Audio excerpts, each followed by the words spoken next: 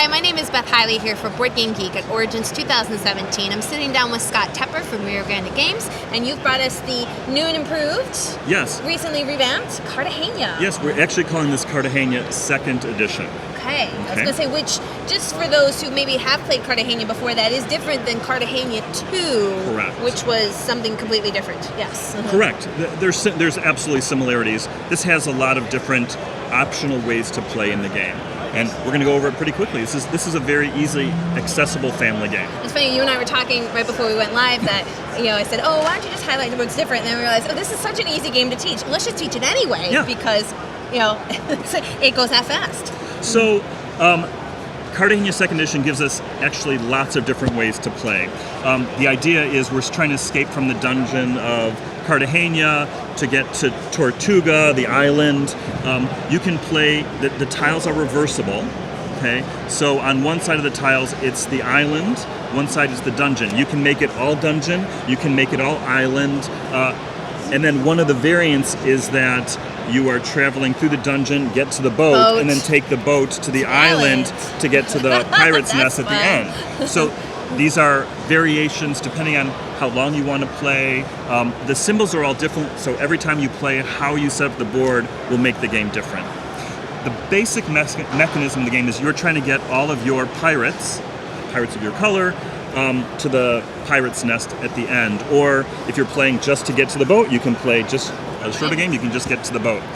At the beginning of the game, people are going to be dealt a hand of 6 of these cards that have different symbols on them. Which, if you can't see these cards, match the symbols that we see on the board here. Correct. With this game now, we have several different variants.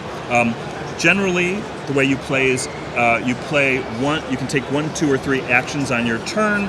An action might be playing a card and moving one of your pirates forward till you get to that symbol. So if I played the lantern card right now, I would only go as far as there.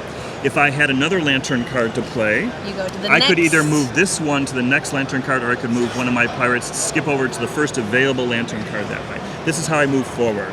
Okay? Pirate hopscotch. Pirate hopscotch.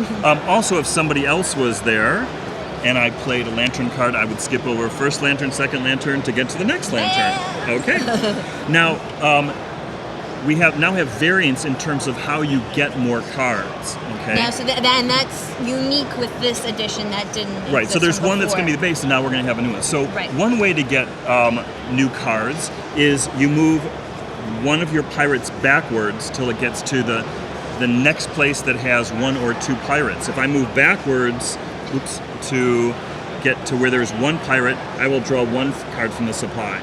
If there were 2 pirates there, and I move backwards, then I would draw 2 cards. Okay? So that's one way. Another way is to move an opponent's pirate forward to draw cards. So if I moved one of your pirates forward to where there's a pirate, I would draw 1 card. Or if there happen to be 2 pirates there and I move this forward where there's 2 pirates, I would draw 2 cards. So one way is I'm moving myself backwards to draw more cards. Another way is I'm choosing how I'm moving an opponent forward to draw cards. Which, depending if there was a juicy pile of pirates there. Correct.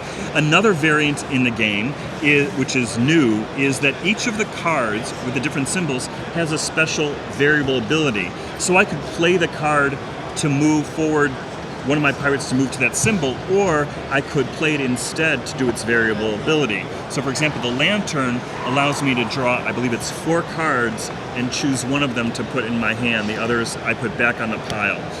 The rum, drinks for everybody, I draw 1 more number of cards than number of players. So 4 players, I would draw 5 cards. I keep 2, and 1 card goes to each of the other players.